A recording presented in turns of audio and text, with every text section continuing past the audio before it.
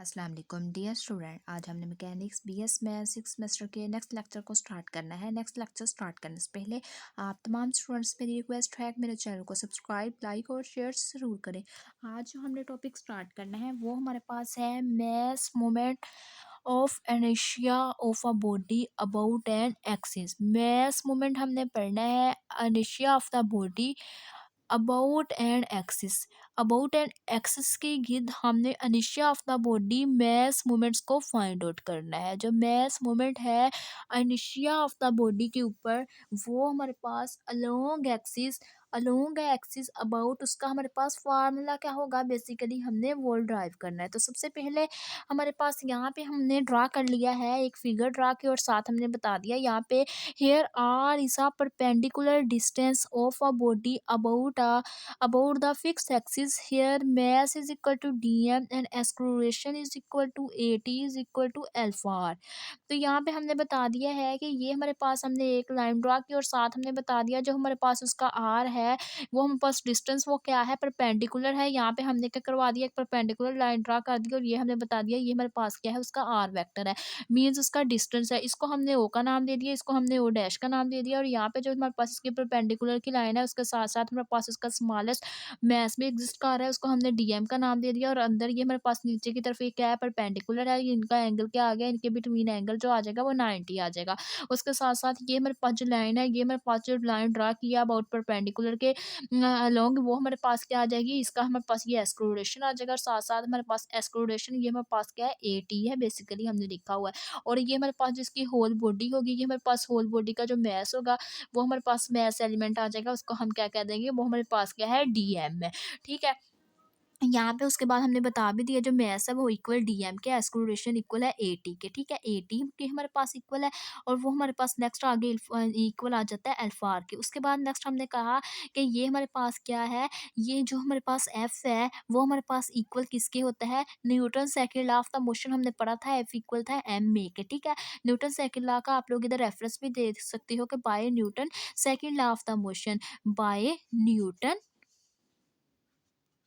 Second law of the motion, Newton second law of the motion की respect से हमें पता है कि एफ हमारे पास किसके इक्वल आ जाता है, एफ हमारे पास इक्वल आ जाता है एम ए के। जब हमारे पास एफ इक्वल आ जाता है एम ए के, एम हमें पता है किसके इक्वल है, डी एम के इक्वल है। एम की जगह हम क्या पुट कर देते हैं, डी एम पुट कर देते हैं। एक्सक्लूडेशन में पता है किसके इक्वल है, वो हमारे पास इक्वल है किसके है, ए आर के, अल्फा आर के। तो हम क्या कर देते हैं, अल्फा एक्सक्लूडेशन की जगह क्या पुट कर देते हैं, अल्फा आर पुट कर देते हैं, इज इक्वल टू इनको मल्टीप्लाई करके लिख देते हैं अल्फा और साथ में पास क्या आ जाता है, डीएम। ठीक है, तो ये हमारे पास क्या आ जाता है, फोर्स का फार्मूला आ जाता है। नेक्स्ट हमने क्या करना है, बेसिकली हमने मोमेंटम फाइंड करना है इनर्शिया का अबाउट एन एक्सिस। अब वो एक्सिस के अब वो हमने अबाउट इसको फाइंड करना है। अब उसके बाद हमने लिखा कि हमें पता है जो हमारे पास एंगुलर मोमेंटम होता है वो हमारे पास किसके इक्वल होता है, आर क्रॉस एफ के इक्वल होता है, आर क्रॉस एफ के इक्वल होता है। आर हमें पता है, एफ हमने पीछे फाइंड आउट किया है। जो हमारे पास एफ है वो हमारे पास किसके इक्वल आया है, एफ हमारे पास इक्वल आया है अल्फा आर और डीएम। हमने क्या करना है, एफ की जगह पुट कर देना है अल्फा आर डीएम। अब चलिए हम पुट कर देते हैं, एफ की जगह हमने पुट कर दिया अल्फा आर डीएम। ठीक है, पुट करने के बाद यहाँ पे हमने क्या कर दिया, इसके ऊपर मोड ड्रा कर दिया, मोड लगा दिया। हमें पता है ये आपस में परपेंडिकुलर है तो ये हमारे पास क्या आ जाएगा, हमने ये परपेंडिकुलर और बेस हमारे पास आ जाएगा। हमें पता है एक चीज़ मेरे पास परपेंडिकुलर है और दूसरी मेरे पास उसकी बेस में है, तो इनका बिटवीन हमारे पास जो एंगल है वो हमारे पास क्या आ जाएगा, एंगल आ जाएगा 90। तो हमने लिख लिया यहाँ पे, हमें पता है जो हमारे पास परपेंडिकुलर और बेस होता है वो हमारे पास होता है साइन अल्फा। तो अल्फा जो हमारे पास है एंगल है वो हमारे पास क्या है 90 है, तो हमने लिख दिया आर की आर का मोड और साथ मेरे पास क्या आ गया, या इसकी मैग्नीट्यूड भी कह सकते हैं और साथ मेरे पास अल्फा डी एम का मैग्नीट्यूड या हम कह सकते हैं इसको मोड और साथ मेरे पास क्या आ जाएगा साइन 90। हमें पता है जो हमारे पास साइन 90 होता है वो इक्वल किसके होता है, 1 के इक्वल होता है।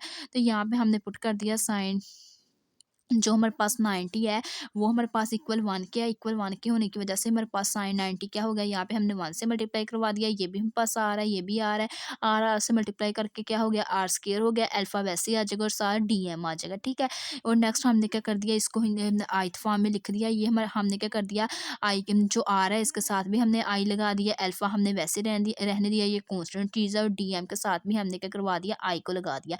हमने कहा कि जो हमारे पास एंगुलर मोमेंटम है वो इक्वल है आर आई का स्क्वायर अल्फा और डीएम आई के इक्वल है फॉर होल सिस्टम और अ बॉडी इज। हमने अगर इसको होल सिस्टम के लिए लिखना हो तो हम कैसे लिख सकते हैं, इसको समेशन की फॉर्म में लिख दे। हमने कहा जो एंगुलर मोमेंटम वो इक्वल है अल्फा के और साथ समेशन आई, और ये हमारे पास आ जाएगा आर आई स्क्वायर और साथ में पास डी एम आई के इक्वल आ जाएगा। ठीक है, डी एम आई नहीं लिखा है, एम हमने सिर्फ लिखा है एम आई के इक्वल है। उसके बाद हम क्या कर सकते हैं, क्योंकि हमारे पास ये क्या है, ये जो होल सिस्टम है इसको हमने किस में कन्वर्ट करना है, इसको हमने कन्वर्ट करना है इंटेग्रल के अंदर। इनको इंटेग्रल की एक्सटेंशन के सामने ये हमारे पास जो है extension of the same, basically हमारे पास क्या है इंटेग्रल है। आप क्या करेंगे, जो हम पास एक्सटेंशन ऑफ द इंटेग्रल ये समेशन है इसको हम कन्वर्ट कर देंगे इंटेग्रल के अंदर। हम क्या लगा देंगे, इसकी जगह इंटेग्रल लगा देंगे, अल्फा वैसे ही आ जाएगा, इंटेग्रल आर स्क्वायर वैसे ही आ जाएगा, और हमारे पास इंटीग्रेशन किसके रिस्पेक्ट से करेंगे, डी एम आई के रिस्पेक्ट से कर लेंगे। ठीक है, ये हमारे पास फार्मूला आ जाएगा। उसके बाद हमने क्या कहा, ये जो हमारे पास integral R square I D M I, इसको हमने नाम दे दिया आई का। ये हमने कहा कि ये हमारे पास आई के इक्वल है। जब ये हमारे पास आई के इक्वल होगा, अब हम क्या कर देंगे, इस पूरे इंटेग्रल की जगह क्या पुट कर देंगे, आई पुट कर देंगे। हमने कहा कि ये हमारे पास I is equal to integral R I square D M I which is the moment of the इनिशिया। ये हमारे पास क्या आ गया, मोमेंट ऑफ द इनिशिया आ गया। अब हम क्या कर देंगे, इस इंटेग्रल की जगह आई पुट कर देंगे, तो यहाँ पे हम बस एंगुलर वेलोसिटी किसकी इक्वल आ जाएगी, एंगुलर मोमेंटम इक्वल आ जाएगा, सॉरी अल्फा आई की इक्वल आ जाएगा। और हमें पता है जो डेंसिटी है वो इक्वल किसकी होती है, रो के इक्वल होती है। हमें ये भी पता है जो हमारे पास रो है वो मैस और वॉल्यूम के इक्वल होता है। मैस को इंडिकेट करते हैं एम से, वॉल्यूम को इंडिकेट करते हैं वी से। और यहाँ से हमने क्या करना है, मैस को फाइंड कर लेना है। मैस हमें पता है किसके इक्वल आ जाएगा, यहाँ पे क्रॉस मल्टीप्लाई करेंगे, मैस इक्वल आ जाएगा रो वी के। तो ये रो वी के इक्वल आ जाएगा। दोनों तरफ हम क्या कर देंगे, दोनों तरफ हम क्या करवा देंगे, डिफरेंशियल अप्लाई करवा देंगे। तो ये हमारे पास डी एम आ जाएगा, रो कांस्टेंट आ जाएगी, और साथ डिफरेंशियल आ जाएगा वेलोसिटी के ऊपर, सॉरी वॉल्यूम के ऊपर। वो हमारे पास वी क्या बन जाएगा, डी वी बन जाएगा। अब हमें पता है जो हमारे पास इनिशिया है, मोमेंट ऑफ द इनिशिया, वो हमारे पास आई किसकी इक्वल आया था, यहाँ पे आर स्क्वायर आई एम आई की इक्वल आया था। तो हमने क्या कर दिया, डी एम आई की इक्वल आया था। हमें पता है जो मोमेंट ऑफ द इनिशिया आई वो किसकी इक्वल है, इंटेग्रल आर स्क्वायर और साथ डी एम की इक्वल है। हमने क्या कर दिया, आई को नहीं लिखा, बेसिकली हमने सिर्फ एक टर्म के लिए लिखा। ठीक है, हमने कहा कि ये हमारे पास आर स्क्वायर की इक्वल है। यहाँ पे हमने डीएम की वैल्यू फाइंड की है, जो डीएम है वो हमारे पास किसकी इक्वल आया, रो इंटू डीवी के इक्वल आया। तो हमने लिख लिया रो इंटू डीवी। यहाँ पे हमारे पास रो कॉन्स्टेंट है वो बाहर आ जाएगा, तो ये हमारे पास किसकी इक्वल आ जाएगा, आई इक्वल आ जाएगा rho into integral R square D V. तो ये हमारे पास ये फार्मूला आ जाएगा, जो इनिशिया है मोमेंट ऑफ द इनिशिया वो इक्वल आ जाएगा rho into integral R square D V के इक्वल आ जाएगा। देन यहाँ पे हमने कह दिया ये जो हमारे पास डी वी है वो हमारे पास इक्वल है डी एक्स डी वाई और डी सी। हमें क्या करना पड़ेगा, इंटीग्रेशन करनी पड़ेगी with respect to X Y और जी, क्योंकि वॉल्यूम इंटेग्रल है। अगर वॉल्यूम होगा तो हमारे पास 3 आ जाएगा, अगर हमारे पास एक्सिस के एक्सिस होगा वो हमारे पास क्या आ जाएगा, 2 हमारे पास आ जाएगा। वॉल्यूम हमारे पास ऑलवेज यूज होता है 3 एक्सिस के लिए, तो यहाँ पे हमने क्या करना है, एक्स वाई और जी के हम एक्सिस के गिर्द हमने क्या कर लेना है, इसकी वो ले लेनी है, इंटीग्रेशन ले लेनी है। उसके बाद अगर हमने इसको in the form of definition define करना हो तो वो हमारे पास आ जाता है, if r is a perpendicular distance of any element of a body of a mass m from any given line, then the quantity summation m r square is called moment of the inertia of a body about the given line। हमने कहा कि अगर हमारे पास एक r है, वो हमारे पास perpendicular distance है किसी भी एलिमेंट मैस के एलिमेंट एम के ऊपर, अगर वो हमारे पास परपेंडिकुलर डिस्टेंस है किसी भी परपेंडिकुलर एम के ऊपर, देन हम क्या करते हैं, वहाँ पे एक जो उसकी लाइन है, ये एक लाइन है, इसके ऊपर हम क्या करवा देते हैं, एक लाइन के ऊपर हम क्या करवा देते हैं, एक परपेंडिकुलर ड्रा करवा देते हैं। ये जो हमारे पास इसका परपेंडिकुलर है वो हमारे पास एक क्वांटिटी है, मीन्स क्वांटिटी किसकी आ जाए, मैस के साथ साथ वो किसकी क्वांटिटी हो, आर की। ये जो हमारे पास इसका होल बॉडी का फार्मूला है समेशन एम आर स्क्वायर, ये हमारे पास क्या कहलाएगा, मोमेंट ऑफ द इनर्शिया कहलाएगा बॉडी का।